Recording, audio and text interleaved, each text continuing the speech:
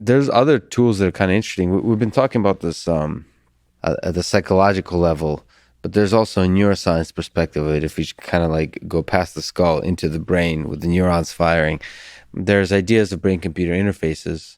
First of all, there's a whole field of neuroscience that's kind of zooming in and studying the firing of the brain, the firing of the neurons in the brain, of how from those neurons emerges all the things that we think that make us human. That's a fascinating exploration of the human mind. That's of course where the psychedelics have the biochemical effects on those neurons. There's ideas of brain-computer interfaces, which, if you look at especially what Neuralink is doing with this long-term vision, with Elon Musk and Neuralink, they hope to expand. He calls it a wizard hat. They hope. This is back to the humor on the internet thing. The wizard hat that expands the capabilities, the capacity of the human mind.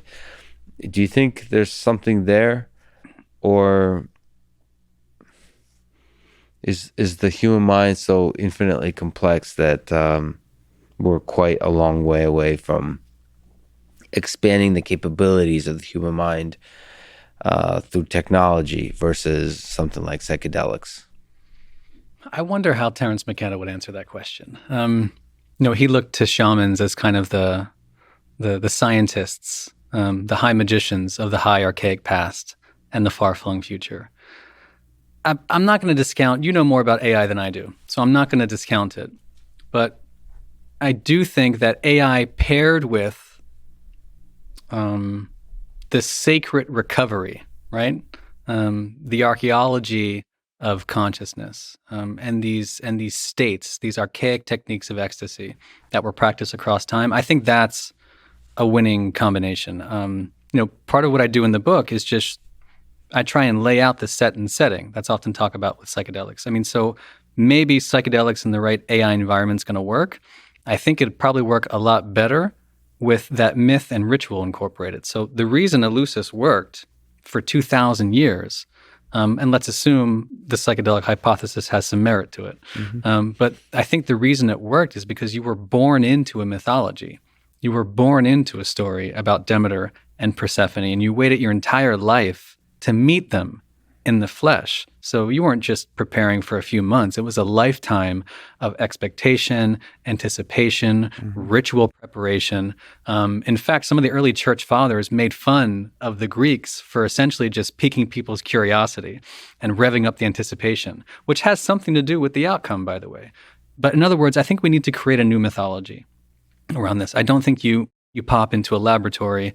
I don't think you pop into a retreat center from one day to the next. I think that in my own case, I feel like I've been preparing 12 years for psychedelics, and I'm still preparing, including in today's conversation. I'm learning new things, and I'm willing to explore it, together with the computer interface. But I do think ritual is a gigantic part of this, and even McKenna would say that. I'll paraphrase him by saying that if you'd met someone who didn't know where they were between the years 1995 and 2005, you would describe them as a fairly damaged person.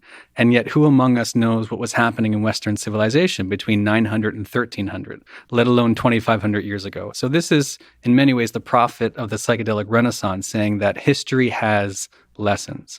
And I don't think they're superficial lessons. I think it cuts to the very core of how and why Western civilization came to be born.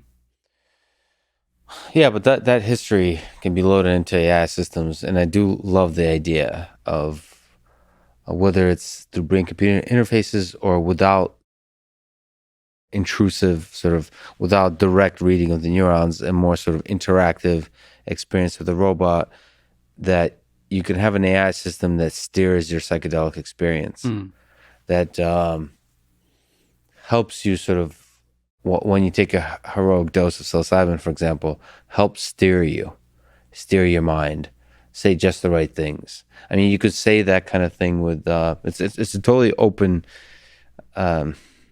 problem, I would say. You, talk about set and setting.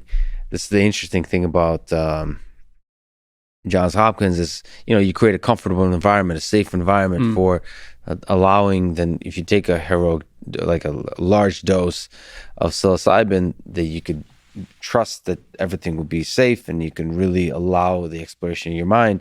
But then you don't know from a psychotherapy perspective of like during that trip what a human should say to steer that trip.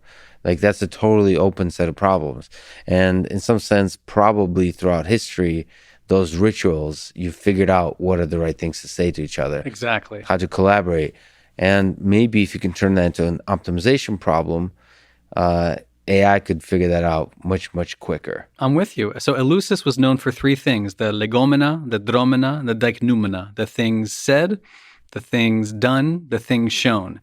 If you can pack that all into your AI interface, I'm in, Lex Fridman. I'm going to write a proposal and then try to get it through the IRB at MIT for this.